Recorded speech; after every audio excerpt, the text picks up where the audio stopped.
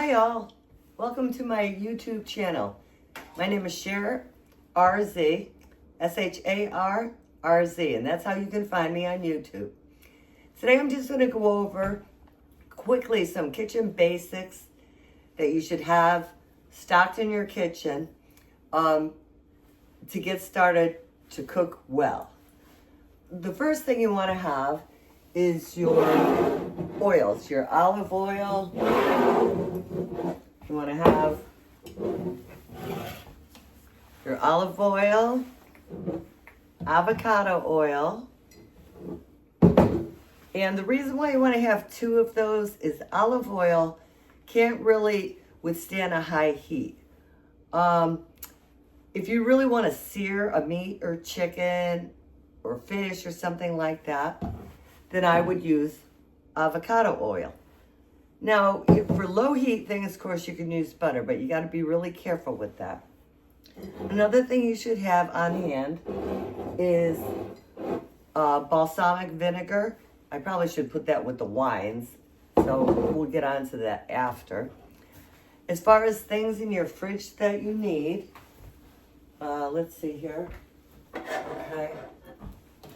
You should have your butter. That's definitely mandatory. Not margarine, butter. Another thing from the fridge is your chopped garlic. Now, it is better to use fresh garlic and chop it yourself, but if you don't have the time for that, you can buy it right at the grocery store already chopped. I would also keep on hand lemon juice. Lemon juice is good. Fresh lemons, of course, is better, but lemon juice is good if it calls for lemons. Hot sauce. A lot of dishes can be perked up with just a little bit of a few dashes of hot sauce. Lasts forever in the fridge. Put that on your list. Onions. Always keep a bag of onions in your fridge. You know, onions aren't expensive, and they're the start of many good recipes. You know, you do the butter or the olive oil or avocado oil, and then you put your onions in first till they're translucent. Gotta have onions in there all the time. Celery, a definite need, as well as your carrots. Now, your celery and your carrots are really good for when you want to start using your stocks and you want to increase the flavor of your stocks, which I did on another video, and you can find it on my site. Must have in your cupboard, beef stock. Now, you could buy the cardboard boxes or the cans. Either one is good. And your chicken stock or broth. But like I said before, when you want to doctor these up, what you'll do is put them in a pan on the stove. You're going to add some onion, celery, and carrots, and boil it down to half to get the flavor of the onions, carrots, and celery in your stock. So if you did 2 cans of stock, boil it down, you'll end up with 1 can of really good broth. Now you should always have cutting board. This is a large cutting board. I would get the largest one that you can for on your counter. It just makes it a lot easier. You know, you have your cutting board, then you can get one of these little utensils. Cheap, you find a Walmart, Job Lot, any of your high-end box stores. And this is good for scraping up your chopped up things to put them in the pan, or your herbs if you're using fresh herbs and you want to just slice it up, put it in the pan. And another thing it does, it helps keep it clean. So you would take this and use it to get whatever you just cut up off of there. Then, of course, wipe it down and start cleaning for the next thing. A clean kitchen is a happy kitchen. Also, with the cutting boards, You might want to get a small one. Just this one. It's little. I don't know. It's very small. It's probably like 12 inches by 8 inches. That's good for little easy jobs. You don't want to move the big one over to the side. I would get a small one. And then this is kind of like a medium one, but this one has handles. Oh, one thing I forgot to mention about the cutting board. If you buy a good sized cutting board, one side should have grooves. So if you're putting meat on it, the juices will go into the grooves and it won't mess up your cutting board. Now, if you're doing something else, you flip it on the other side, it doesn't have grooves. Because if you were chopping things and you're trying to clean your cutting board, all the chopped up things would go in the grooves, then you're trying to get it out of the grooves, and it's a pain in the, you know what it's a pain in the, okay. All right, so that's the cutting boards. This is a digital thermometer. It's not really necessary, but it's really, really handy. So if you wanted to get your avocado oil, for instance, it should be up to 365 degrees for searing well. You would just stick this into the frying pan so the tip's touching the oil, and you will see on the digital thermometer the temperature increasing. And then you'll know when you're at 365. You can also use it to test leftovers in the stove, like, wow, is it hot enough to eat now?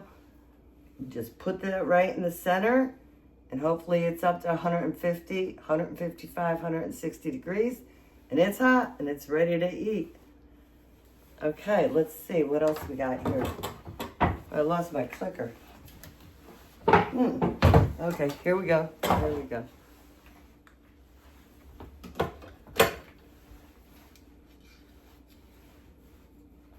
Oh, I guess it was still playing.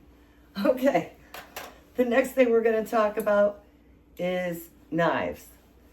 You got to have a decent knife. Now that's a good knife for chopping vegetables, chopping larger things. That's a Cuisinart, and I'm happy with it. It you know, you can spend up to $200 on a knife. Cuisinart, I've been good. It's a good tool. It came with another smaller knife, and it has these little nice holders. That's a serrated knife. You see the serrated on the bottom. Serrated is good to have on vegetables that might slide. You're cutting a tomato or even an onion. You don't want it to slide because it's slippery, end up cutting yourself. So you might want to use a serrated. And then I have a medium-sized knife, which is smaller than the other knife. Let's see if I can show that better. We have a larger knife and a smaller, sharp knife. Now, one thing to keep in mind, when you do purchase a large knife, if you buy really expensive, they're heavy. So you got to put more shoulder action into it. Middle of the road, it's not as heavy. Might be easier if you have small hands, and that type of thing. Okay, let's see here. Next thing. Okay, I have utensils that are hanging on my shelf. You don't need to have all of these. Some of the basic ones are a whisk. Highly recommend getting a whisk. These are stainless steel. You don't have to get stainless steel. You can get plastic, and as you go on, you can upgrade if you like. You know, you're definitely going to need a ladle, a spatula, a ladle with holes in it, and I have this large strainer to strain things. Like I said, you don't need all of them, and what you have can work. If you want to upgrade, you upgrade. Oh yeah, the wooden spoons. Now I've got a assortment of wooden spoons. Basically, you don't need 5 of them. You could just have 2 of them. I mean, the 2 that I would really recommend out of here is your basic wooden spoon, and this spoon has a flat edge on it, which is really good. After you sear something or fry something, and you want to get those, you know, the meat pieces or the chicken pieces out of the frying pan, this is flat. So you can kind of just, you know, push it up to loosen it, and then add your wine or your beef broth to sear the pan. And then you can still do that to get any more excess picked up with that. Okay. A must-have, you really need a strainer. You know, they have different size strainers. This one's a medium. I would just recommend starting off with a medium.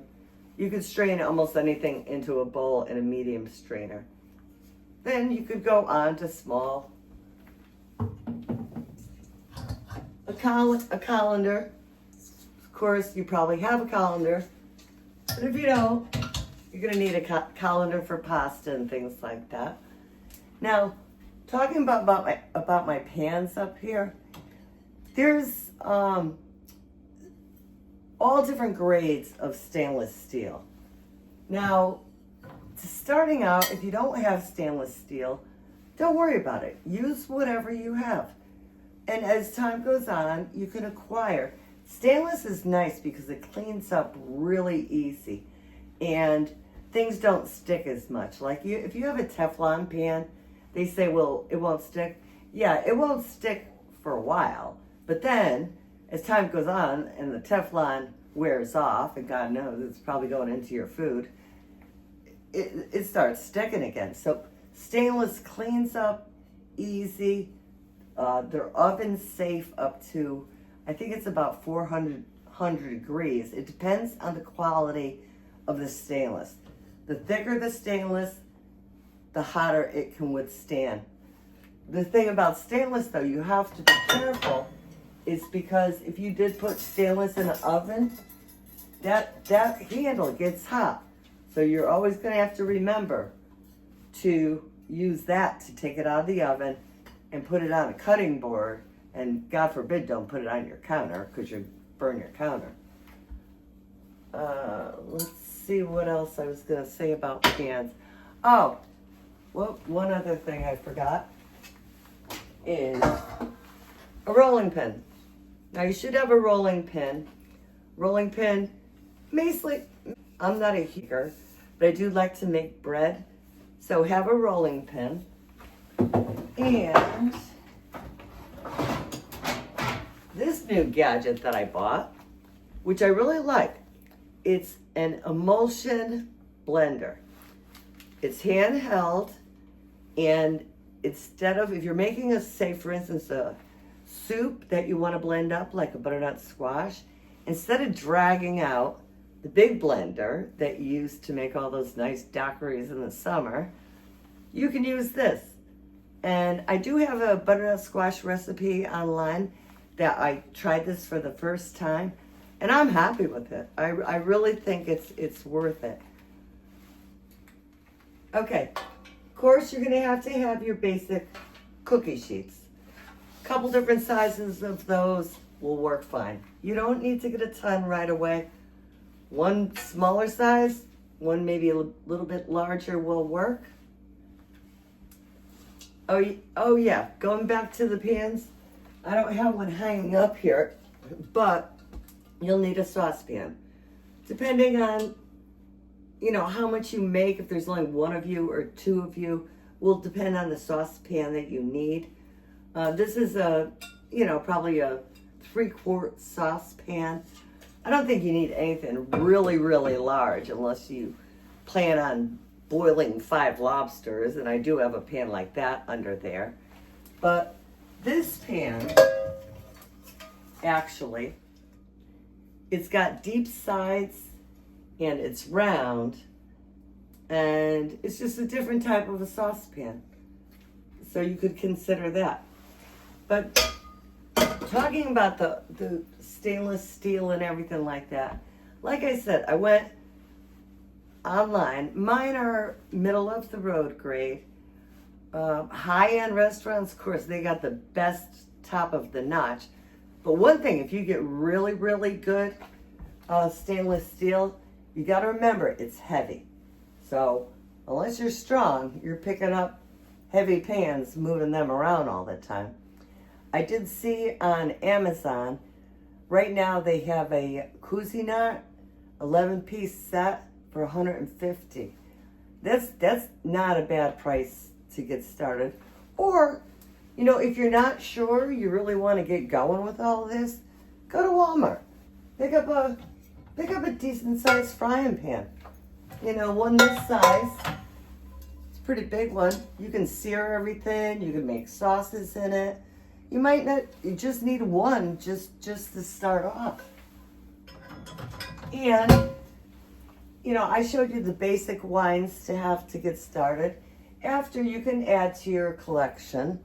You know, you can start getting into the sherry and the cognac and, you know, things like that. Always remember with the wines, though, red and white you have to reduce. And Port or Madeira or Marsala, you don't have to reduce. And sherry, if you're putting it into a hot pan, be careful, it flames.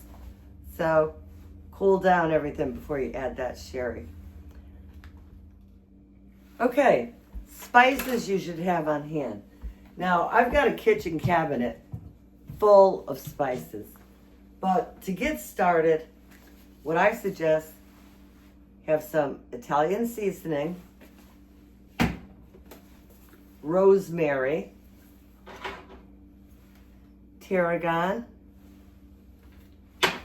and thyme. I guess I didn't get the thyme out. And of course, with the spices, fresh is best. This time of year here in Connecticut, it's cold, so of course I'm not growing any spices. You can buy them in the grocery store, and you can store them in a damp paper towel in a plastic container that's got a lid. And they should, for rosemary, thyme, and tarragon, they should keep up to almost 2 weeks. Parsley, no. Basil, no. So, you know, if you want to try, like I said, cooking with fresh is always best. Fresh is best. But if you can't do that, dry. And another thing you should know, if you're cooking with fresh spices is double the amount of a dry spice. So if the recipe called for 1 tablespoon of rosemary, okay, fresh rosemary would be 1 tablespoon, dry would be 2. Just a little hint on that one. And also, must have in the cabinet is, oh, wrong one, flour. Now, you know, flour comes in a big flour bag, usually about that big by that big. That's up in my top shelf. But instead of dragging that down every time I need a couple tablespoons of flour, maybe to make a flour and butter roux, I keep it in a you know, little canning jar, old-fashioned canning jar. I keep it right where my spices are. Take it out. There it is. Put it back. And cornstarch. Cornstarch, if you need it at the end to thicken something up, cornstarch with a little bit of water. Gotta keep cornstarch on hand as well. I might be forgetting a couple things, but basically that will get you started. And I'm gonna try to list everything. If you go into my description of this video and click on more, then I will list all the ingredients for the basics to get started to cooking well.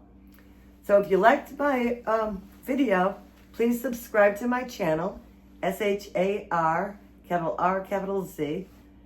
Hit the thumbs up button and ring the bell. And thanks for watching all. Have a good day.